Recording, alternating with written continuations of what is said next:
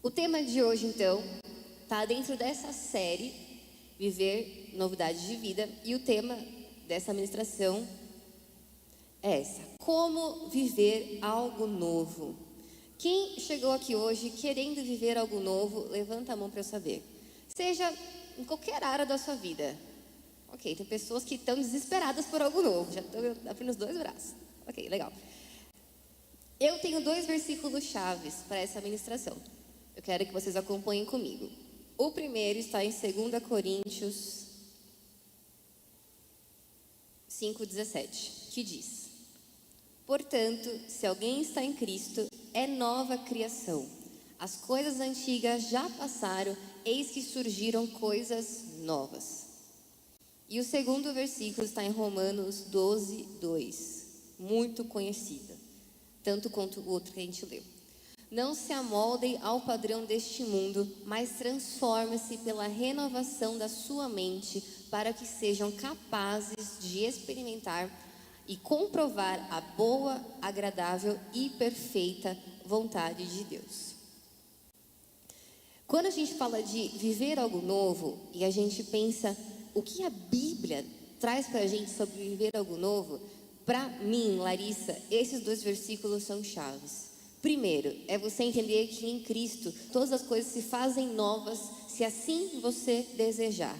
Se assim você desejar, você pode tomar posse disso e fazer tudo novo na sua vida. E a segunda coisa é que para viver coisas novas, temos que todos os dias renovar a nossa mente.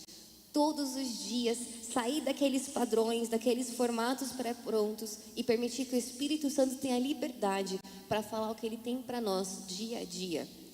Viver com Deus, para mim, sempre vai ser uma grande aventura. Porque quando Ele começa um novo ciclo na nossa vida, é totalmente diferente do outro. E tem tantas coisas que a gente tem que descobrir e aprender. E para isso, a gente tem que renovar a nossa mente. Odre velho não pode estar com vinho novo. A Bíblia fala, se o odre for velho e o vinho for novo, aquela bolsa estoura e se perde os dois. Então, para a gente viver coisas novas, a gente tem que ser uma nova pessoa no nosso intelecto, na nossa mente, porque é o foco da ministração de hoje, todos os dias. Quem concorda comigo diz amém. Lara, então por que em alguns momentos da minha vida eu posso me deparar com questionamentos como: como eu posso viver algo novo? Como eu posso viver algo novo e sair dessa crise que eu estou hoje?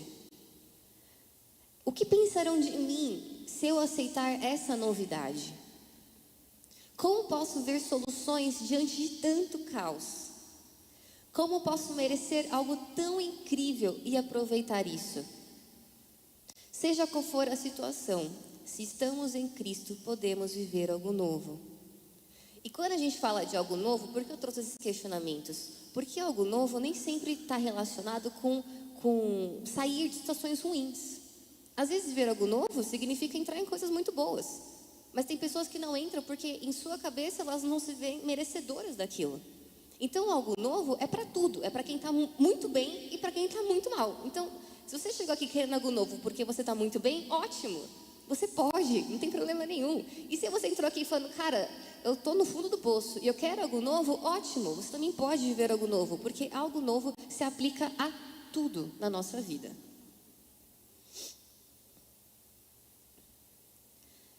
A Bíblia é clara quando fala que o que depende de Deus, temos que crer que vai acontecer. Mas o que depende da gente fazer acontecer. E para isso, a gente tem que trabalhar nossa mente todos os dias. Eu não sei se vocês conseguem ler, se está pequena a letra ou se está boa para a leitura, mas eu gostaria que vocês lessem comigo. Não controlamos o início dos pensamentos e sentimentos. Eles simplesmente aparecem. Contudo, podemos controlar o que acontecerá na sequência. Ou seja, se o alimentaremos ou não. E a partir de aqui, vamos falar um pouquinho de autoconhecimento. Porque eu adoro falar de Bíblia e falar de ciência. É uma coisa que eu mais amo na vida, é juntar tudo, fazer uma grande mistura. Porque a ciência veio de Deus. Amém, aleluia. Por isso a gente pode falar disso, porque quanto mais a gente entende como a gente funciona, mais a gente entende como é ser imagem e semelhança de Deus. Deus nos fez com mecanismos que muitas vezes a gente não consegue entender.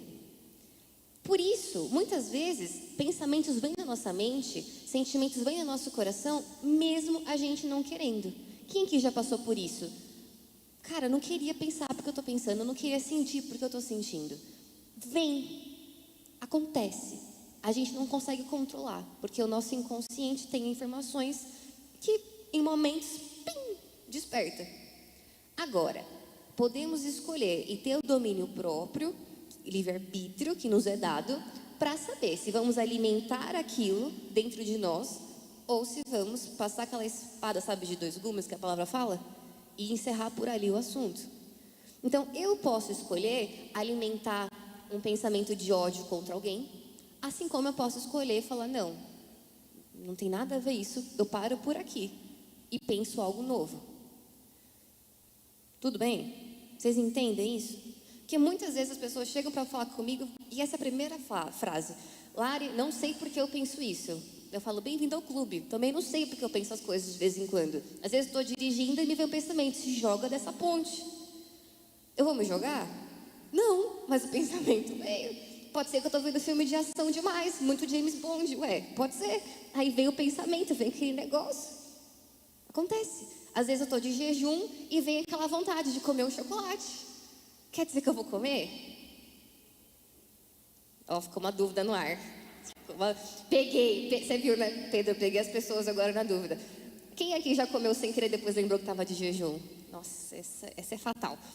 Mas a gente pode escolher se vai fazer aquilo ou não. Temos esse poder de decisão. Eu quero ler com vocês Tiago 1, 14 e 15. E esse versículo eu acho fantástico para explicar isso que a gente está falando. A tentação vem de nossos próprios desejos. Aquilo que é nosso, que está guardado lá no nosso inconsciente. Que nos seduzem e nos arrastam.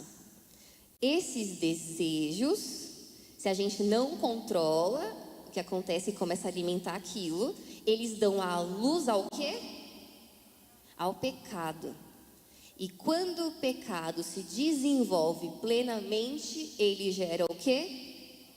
A morte, porque o salário do pecado é a morte. Então tudo começa, de verdade, gente, aqui dentro da gente. Mas a gente pode decidir se aquele desejo vai virar um pecado ou não. Não tem mais desculpa para você falar, ai meu Deus, eu não consegui me controlar. Não tem desculpa. E esses pensamentos, pensando em todos, tá? Que a gente tem na vida, eles podem ser alimentados e a gente gostar daquilo que está sendo alimentado, seja bom, seja ruim, e eles começam a gerar comportamentos. E comportamentos, quando são feitos várias vezes de forma repetida, viram hábitos, que se são feitos de várias semanas seguidas, se instala uma rotina. Então veja, tudo começa no pensamento, no sentimento. Se a gente alimenta, vira um comportamento. E se a gente alimenta, vira um hábito. E se a gente alimenta, vira uma rotina. Todos nós temos rotina. Todos. Você gostando ou não da sua rotina, você tem uma rotina. E você teve uma disciplina de fazer aquele pensamento, aquele sentimento, virar um comportamento, e virar um hábito, e virar uma rotina. Tudo começa aqui, ó. E quando eu falo pensamento, sentimento, eu me refiro à mente, à alma, ao coração, ao intelecto, aquilo que você quiser chamar. Tem muitos nomes, mas tudo significa a mesma coisa, que é a nossa consciência, o nosso intelecto. Quem está comigo entendendo diz amém. Se tiver dúvida, você pode depois estar comigo, a gente troca uma ideia, não tem problema não. Vamos ler, João 1:11. Amado, não imites o que é mal, senão o que é bom. Aquele que pratica o bem procede de Deus. Aquele que pratica o mal jamais viu a Deus. Lucas 6:45. O homem bom tira coisas boas do tesouro do coração, e o mal tira coisas más, pois a boca fala do que está cheio o coração. Mateus 7:17. Não pode a árvore boa dar maus frutos, nem a árvore má dar bons frutos. Porventura, colhem-se figos de espinheiros ou ervas de urtigas? Toda árvore se conhece pelos frutos.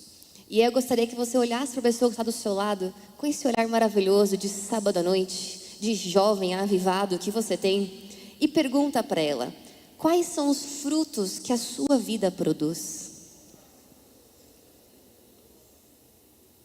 Quais são as consequências que podem ser vistas em seus comportamentos que foram alimentadas de pensamentos e sentimentos? Só aqui, nessa introdução da palavra, já tem coisa pra caramba para refletir, não tem? Quanta coisa a gente começa a refletir a partir daqui. E a gente está só começando. Hoje a palavra é pesada, é profunda. Então, se você quiser tirar foto, anotar para lembrar na semana, fica à vontade, tá? E a partir daqui, eu realmente começo a entrar onde eu quero chegar hoje.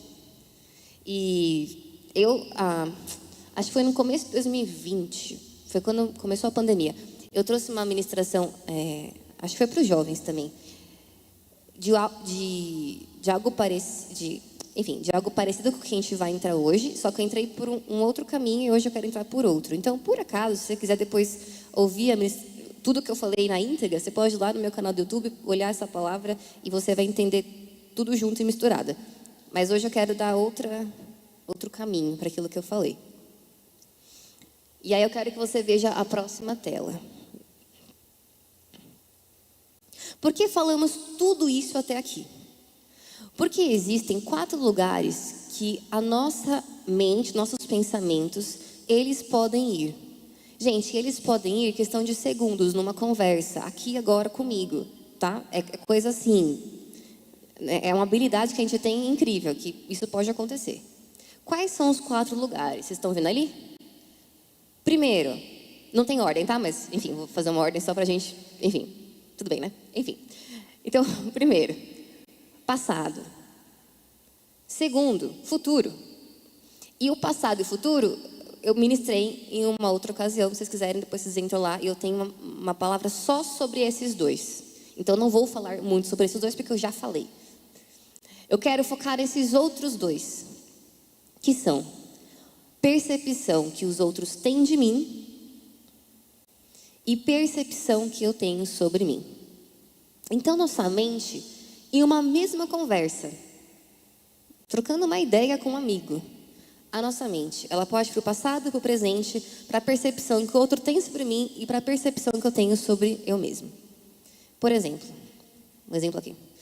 Vocês sabiam, gente, que hoje estou aqui pregando, mas essa palavra eu comecei a fazer faz 2 semanas, porque eu sei que lá no futuro eu posso usar essa palavra para outras coisas, outras finalidades. E eu sei que tem pessoas que gostam muito do que eu falo aqui, mas eu sei que às vezes eu tenho que ouvir primeiro essa palavra para poder aprender, para depois passar para vocês. Entendeu? Outras situações, briga de casal. Quem aqui já presenciou, teve uma DR daquelas? Na mesma briga, você lembra de coisas do passado? Na mesma briga, você fala, porque lá no futuro vai acontecer isso de novo, porque você não muda. Na mesma briga, você fala, para de me julgar, não é assim, eu não sou essa pessoa, eu faço tudo isso, você está mentindo. E na mesma briga, você fala, puxa, realmente eu estou errado. Na mesma discussão,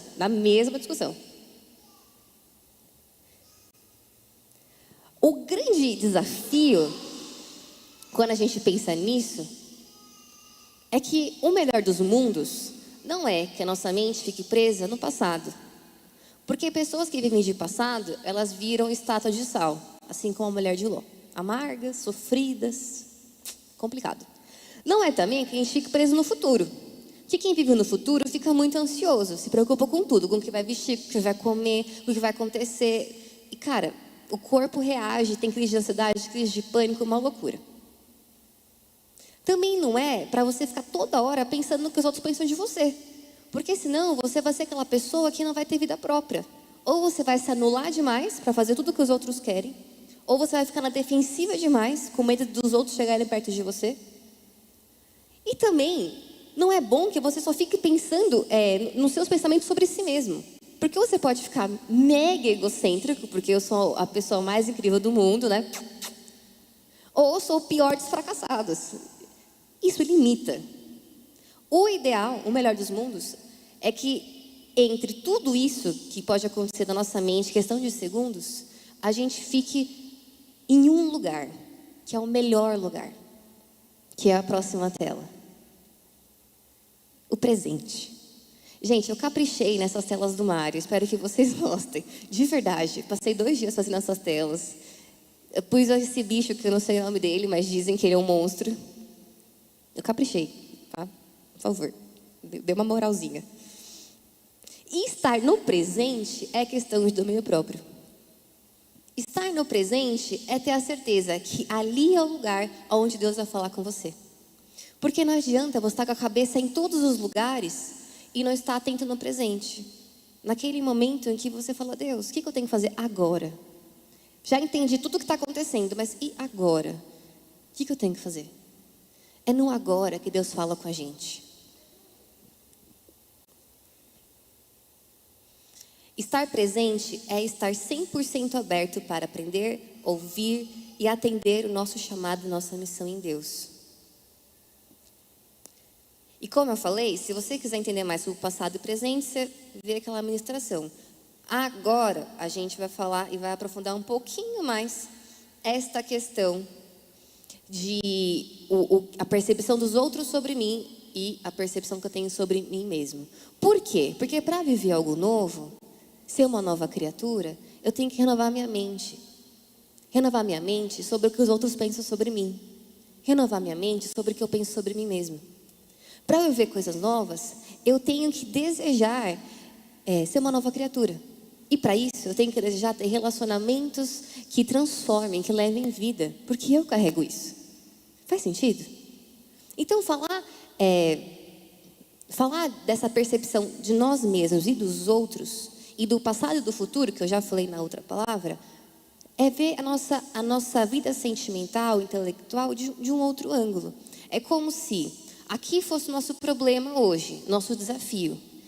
E às vezes a gente está tão focado aqui, ó, em ver a cor azul que tem essa embalagem, o código dela de vencimento, que vai vencer 2023, graças a Deus, que eu posso tomar, que não está vencida. Eu posso ver aqui que não tiraram muito bem a cola. Eu posso ficar tão focado aqui na densidade da água, nas bolhas que ela fazem, e eu esqueço de olhar que se olhar um pouquinho para trás, tem um plano geral, ó.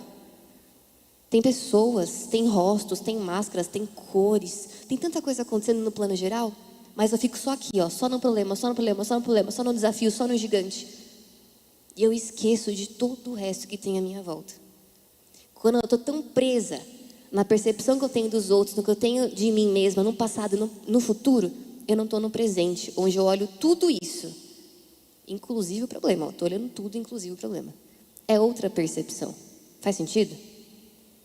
Quem aqui já ficou tão preso num problema que quando você percebeu, você já estava chorando, estava gritando, estava pedindo socorro, pedindo dinheiro emprestado, estava tendo palpitação, estava tendo suadeira. Todo mundo, né, gente? Você nunca passou por isso, me ensina. Eu quero aprender, porque eu também já passei por isso. Porque quando a gente está presente, a gente olha tudo. Inclusive isso daqui. E olha que engraçado a percepção desta garrafa, o tamanho dela, para todo o resto que tem à minha volta. O que tem à minha volta é muito maior do que isso aqui, ó. Para exemplificar essas percepções, eu trouxe a lei do espelho. Alguém conhece a lei do espelho? Sim? Eu gosto dela, espero que vocês gostem também. O que diz essa lei do espelho? Eu acho que agora talvez vocês não consigam ler porque está bem pequenininho, mas eu vou ler para vocês. Essa lei do espelho diz que tudo que me incomoda, tudo que me irrita, tudo que eu quero mudar dentro do outro, na verdade, está dentro de mim. É aquela famosa frase, os incomodados que se mudem. É aquele famoso versículo, é mais fácil olhar o cisco que tem no irmão do outro do que a trave que está em mim. Então, toda vez que eu começo a olhar muito o outro, falar muito mal e ficar, quero matar aquela pessoa, quero esganar. Tá na hora de olhar para dentro, porque aquilo diz respeito a mim. Em contrapartida, que é o que está aí embaixo, entre parênteses, tudo que eu gosto no outro, o que eu amo no outro, também está em mim. Então, quando você olha para alguém e fala, cara, eu adoro essa pessoa, ela é tão gentil, tão amorosa, tão para cima, tão otimista, pode ser que você está falando de você nem percebeu. Pode ser que você ama isso em você e você nem percebeu. Olha que bonito. E pode ser que às vezes você está olhando no outro porque você esqueceu como é ser assim também. Mas você gosta disso. Então quer dizer que você pode ter isso dentro de você fluindo. Faz sentido? Legal. Que mais? Agora o que está aqui do ladinho. Tudo que o outro me critica ou julga e faz com que eu me incomode, está reprimido, ou seja, está guardado em mim. E é necessário trabalhar isso também. Então, se o outro começa... Quem aqui já tem... Enfim, aqui na igreja a gente tinha um costume de fazer o feedback 360. Que acabava o culto, todo mundo que estava numa função de trabalho ia para aquela salinha ali depois do altar. Ficava lá, sei lá, uma hora e meia, né, mais ou menos, falando tudo que aconteceu. Vou te falar, a primeira vez eu falei, isso vai dar treta. Eu só pensava, isso vai dar treta, porque vai falar o problema que viu no outro, o trabalho do outro. Eu pensava, meu Deus, abençoa o pastor Murilo, dá sabedoria, pai. Deu treta? Deu treta. Mas depois as pessoas começaram a perceber que, cara, fazia sentido. O que o outro fala, essa visão que ele tem, eu não tenho, porque eu não estou vendo, eu estou focado naquilo. Eu estou focado naquilo e eu não estou vendo o todo. Mas a pessoa está vendo todo. Entende? É uma outra ótica, uma outra percepção. E as pessoas começaram a melhorar o trabalho delas. Começou a dar resultado e começou a ficar gostoso. E aí eu chegava com expectativa para ouvir. O que foi? Como foi minha palavra? Já começa falando dos problemas que eu quero melhorar. Porque você percebe que o que vem de fora, muitas vezes, esse julgamento, essa crítica, esse feedback, se está me incomodando, é porque eu posso melhorar sim. Pode ser algo bom para mim. E claro, aqui eu quero deixar bem claro, temos que pôr um filtro, tá? Tem gente que realmente é maldosa, que realmente pega pesado, e aí às vezes incomoda porque te faz sofrer, né? Assim, então tem esse filtro para entender que esse sofrimento pode ser bom se você usar isso para aprendizado, não para ficar ali preso nele, né? Essa é a ideia. Tudo bem? Ok. Agora, em contrapartida, que é o que está ali embaixo, tudo que o outro me critica ou julga, ou quer mudar em mim, sem que me afete, pertence a ele, e não a mim. Quantas vezes Jesus não foi criticado na Bíblia? Quantas vezes não falaram mal dele? Quantas vezes? Inúmeras vezes.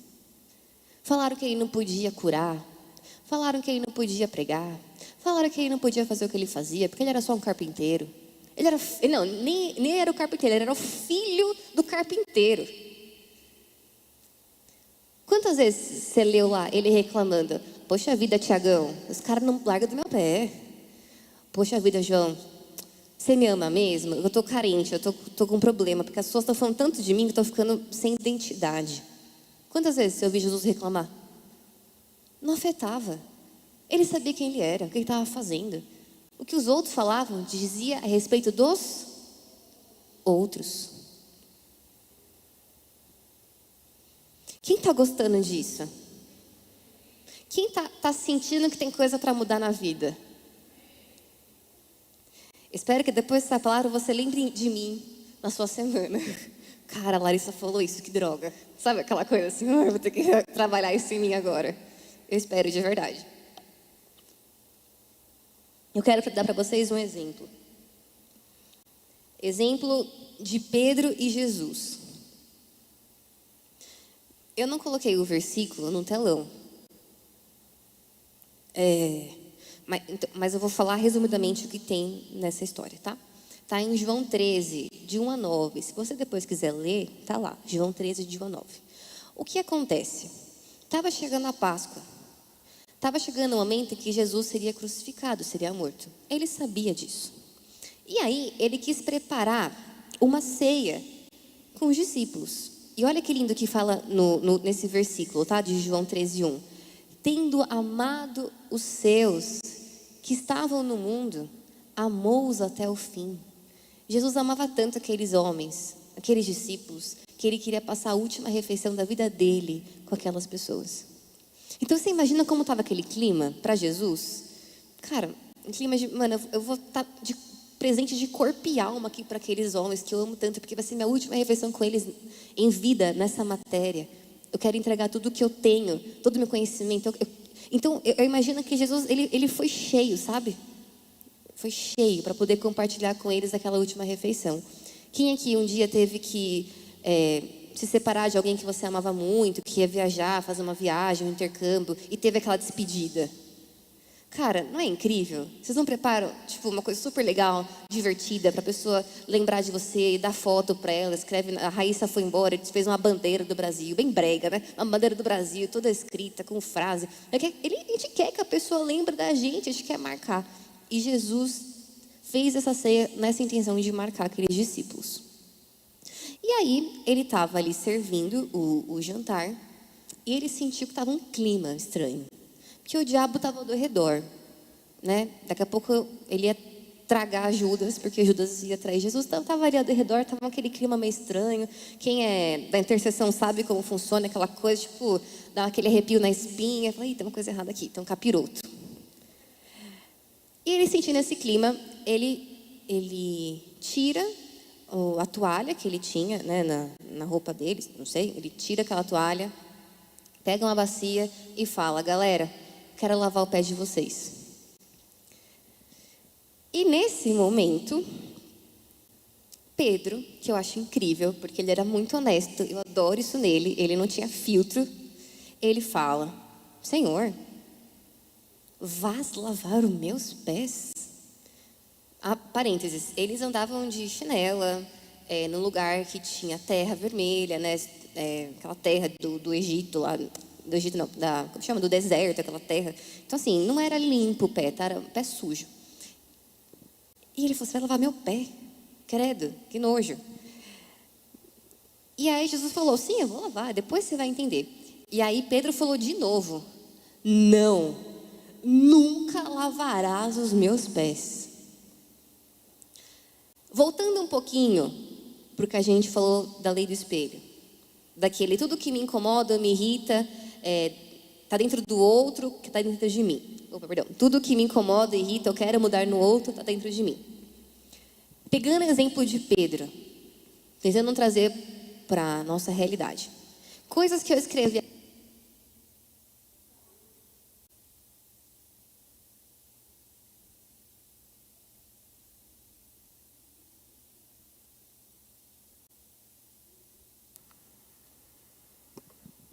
Se vira nos 30. Então, coisas que eu acredito que passaram na cabeça de Pedro naquele momento. Por que Jesus está fazendo isso? Outra coisa.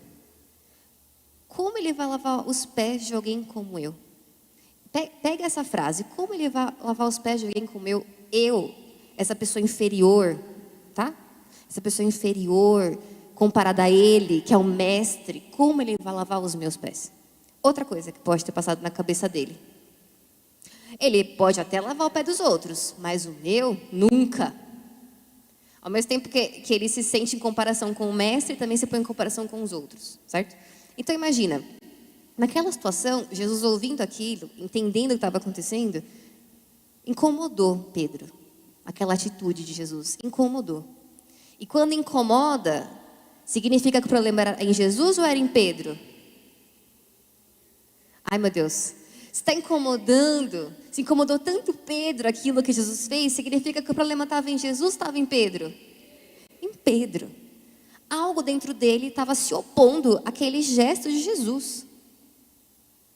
Pergunta, quantos aqui foram receber um dia um elogio e falaram, ai não, mas eu não sou tudo isso não, você é muito mais bonita do que eu.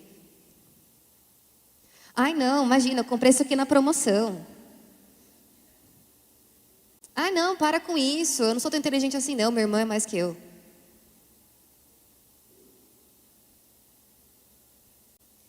E Jesus, sabendo daquilo, maravilhosamente, ele falou.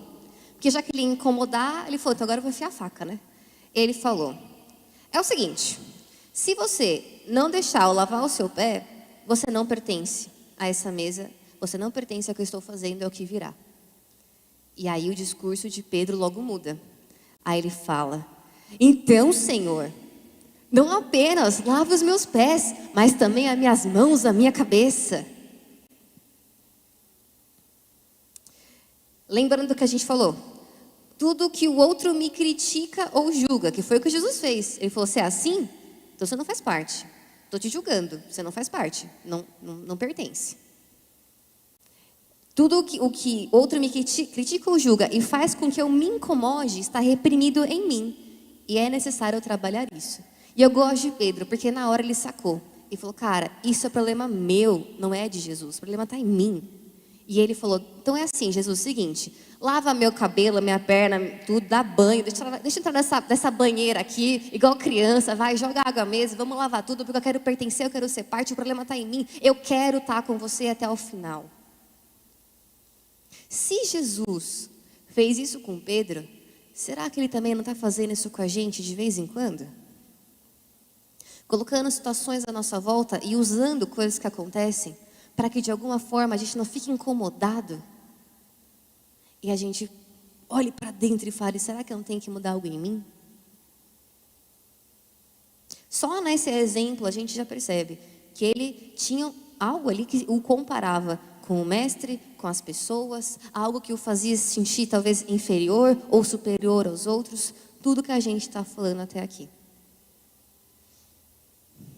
Julgamentos são reflexos da nossa própria alma. Toda vez que eu me julgo ou julgo alguém, é necessário uma autoanálise para não permitir que aquele pensamento se torne um grande monstro dentro da minha mente. Imagina se aquele pensamento de Pedro realmente impedissem Jesus de fazer o que ele tinha que fazer. Depois Jesus morre. Como Pedro ia ficar? Era a minha última noite com Jesus. Eu vacilei feio. Cara, por que eu não deixava lavar meus pés? Era só meu pé, não tinha mais nada. Quantas coisas pequenas será que a gente não deixa passar? Porque a nossa cabeça está fazendo tanto julgamento a respeito do outro ou de nós mesmos. Quantas coisas pequenas. Porque às vezes a gente só pensa em coisa muito grande, mas a vida é feita de detalhes. Quantas coisinhas será que não passaram? Porque talvez você não se sentiu merecedor de uma vaga de emprego ou de uma faculdade. Ou talvez você não se sentiu suficiente porque na sua casa sempre falaram que você não prestava. Sempre te colocaram lá embaixo. Quantas vezes você não agrediu pessoas com palavras, com gestos, com comportamentos, porque elas te incomodavam muito. Quando na verdade o problema sempre estava aqui dentro de você. Cara, essa palavra, ela é complicada. Não é fácil estar aqui falando para você. Não é fácil, não. Porque todo dia eu tenho que fazer essa análise comigo. Para falar muitas vezes com vocês, eu tenho que pôr o filtro. Aquele filtro da cara de... Como chama? Cara de pastel, sabe? Para não ter julgamento nenhum. Para ser neutra. Porque se eu misturo os meus julgamentos naquilo que você fala, eu não te ajudo. Eu não te ajudo.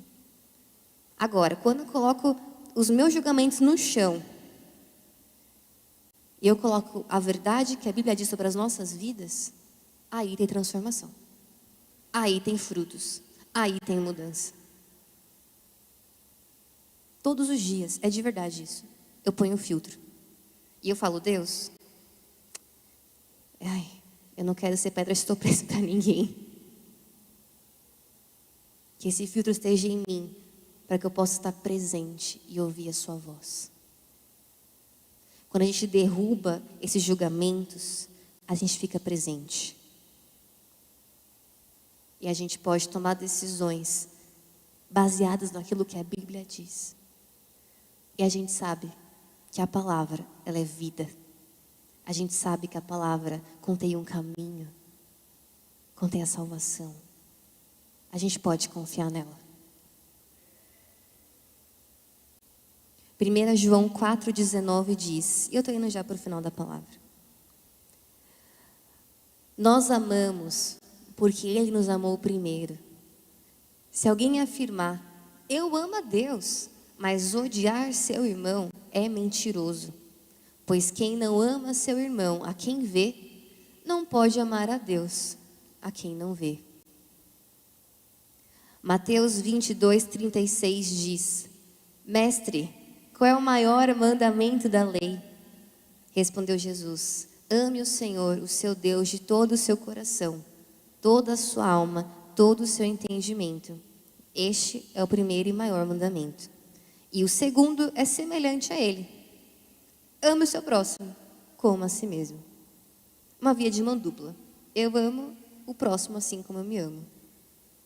E desse jeito, nessa sintonia, eu faço algo maravilhoso, que é respeitar o mandamento e fazer com que toda a lei e os profetas tenham validade no que a palavra fala a meu respeito. Nesse simples movimento, que é tão complexo muitas vezes, eu garanto que eu tenho harmonia com os outros. E por isso também posso ter harmonia com Deus. Porque se eu não posso amar quem eu vejo, como eu vou amar quem eu não vejo? E Lari, como tem que ser isso? E aí eu venho para o versículo mais lindo, para mim, tá? Na Bíblia. 1 Coríntios 13. Não dá para fazer isso sem ser paciente. Não dá para fazer isso sem ser bondoso. Não dá para fazer isso invejando ou se vangloriando. Não dá para fazer isso cheio de orgulho. Não dá para fazer isso maltratando e nem procurando os meus próprios interesses. É impossível. Porque o amor, ele não se ira facilmente e ele não guarda rancor. Ele não se alegra com a injustiça, mas com a verdade. E o amor sofre. Ah, o amor sofre. Quem acha que amor é o que vê na comédia romântica, não sabe o que é o amor. Porque o amor sofre. Amar é difícil. Amar não é fácil. Amar muitas vezes é ter que ceder. É ter que falar, tá bom, então me perdoa, porque eu não quero brigar. Me perdoa, tá tudo certo, tá tudo bem. Tá tudo certo, me perdoa, vamos seguir. Eu não quero brigar. Porque eu sei que não é por força nem por violência, mas é o Espírito que constrange, que convence do erro, do arrependimento. Eu não vou entrar nessa discussão, tá tudo bem. O amor tudo crê. Mesmo diante do pior cenário, o amor crê que pode dar certo. O amor tudo espera. Porque esperar, nos tempos de hoje, que a gente tudo imediatista, que é tudo para ontem, que não pode demorar 3 segundos para abrir a aba da internet, que já começa a dar tremedeira. Meu Deus, o que aconteceu com a internet? Nossa, faz 3 minutos. Antigamente, para ligar a internet, era discada, e ficava lá. Sei lá, 10 minutos, 15 minutos para poder ligar a internet de casa. Quem passou por isso? Ah, achei que fosse só eu, amém. E ainda tinha que ser de madrugada, porque era mais barato. Não, hoje tudo é imediato. Ele é líquido. Mas o amor tudo espera. Espera a mudança, espera o comprometimento, espera. Porque ele sabe. Ele sabe que vai dar certo. O amor tudo suporta. Talvez suporta o sentimento de rejeição que está sentindo, o sentimento de abandono que está vindo. Ele suporta porque ele sabe que não fala dele. Ele suporta. E o amor nunca acaba.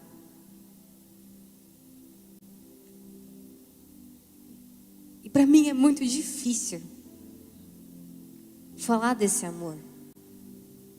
Porque o nosso amor, ele não é perfeito. O nosso amor dessa terra não é perfeito.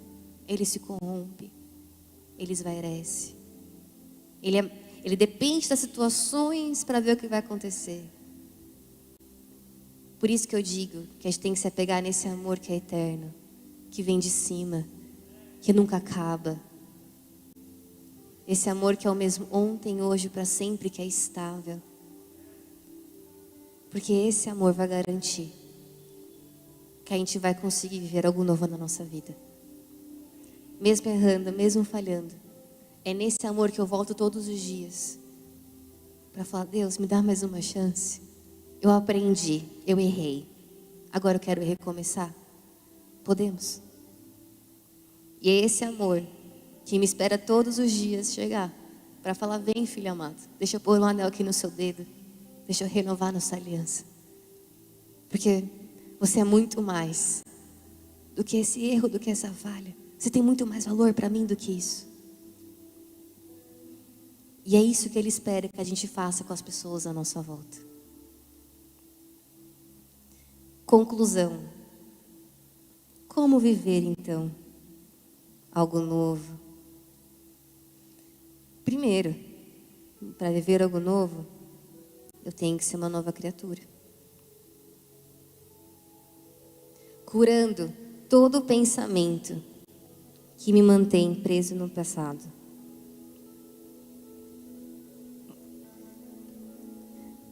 Se puder pôr a tela para mim. Primeiro, curando todo pensamento que nos mantém presos no passado. Agora foi. Segundo, acalmando todo pensamento que nos mantém ansiosos pelo futuro. Terceiro, renovando a nossa mente sobre toda a percepção que acreditamos que os outros têm de nós e que nos limitam de viver os sonhos de Deus. E quarto, mudando a percepção que temos sobre nós mesmos, porque nós somos imagem e semelhança do Deus Altíssimo. Quando a gente começa a curar e renovar a nossa mente dessa maneira, a gente vive no presente. Mateus 9,16 diz: ninguém põe remendo de pano novo em veste velha, porque o remendo tira parte da veste e fica maior na outra. Ninguém põe vinho novo em odres velhos, do contrário, rompem-se os odres, derrama-se o vinho e os odres se perdem. Mas põe-se vinho novo em odres novos, e ambos se conservam. Para viver algo novo, eu tenho que ser uma nova criatura. Eu peço e repita isso para você. Pai, que hoje o Senhor possa me fazer uma nova criatura. Faz nova todas as coisas. Eu não quero ser igual.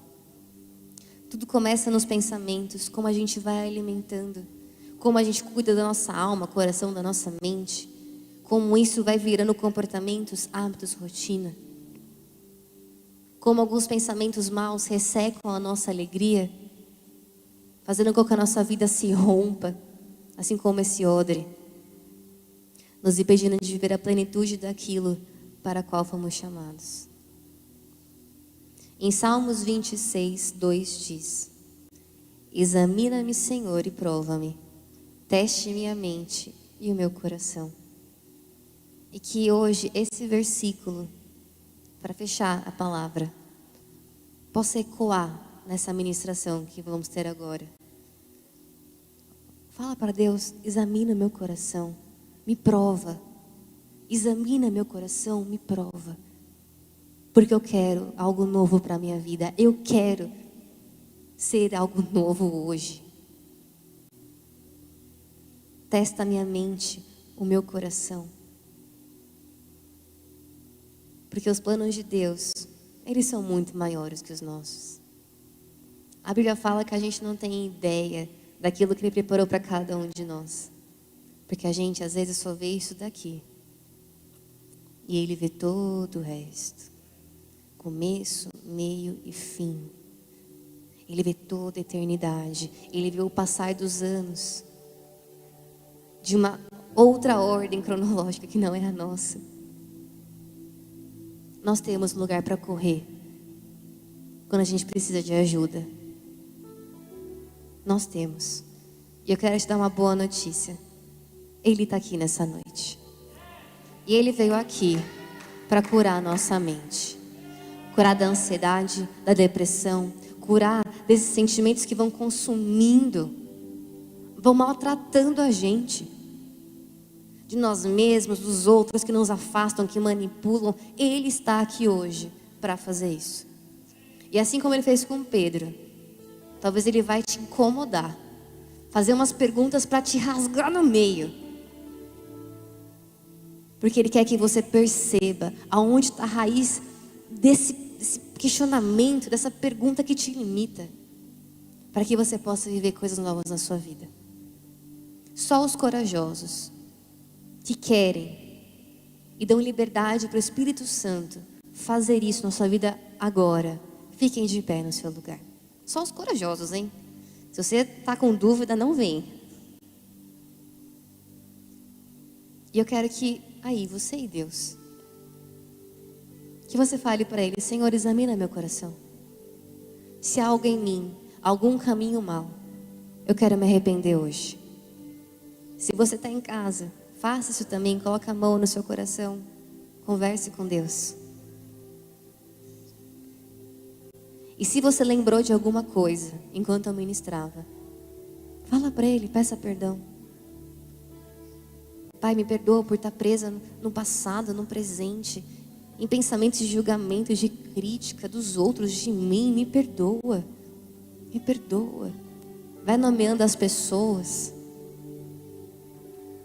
Enquanto o louvor ministra uma canção, eu declaro que cadeias correntes vão caindo de nós.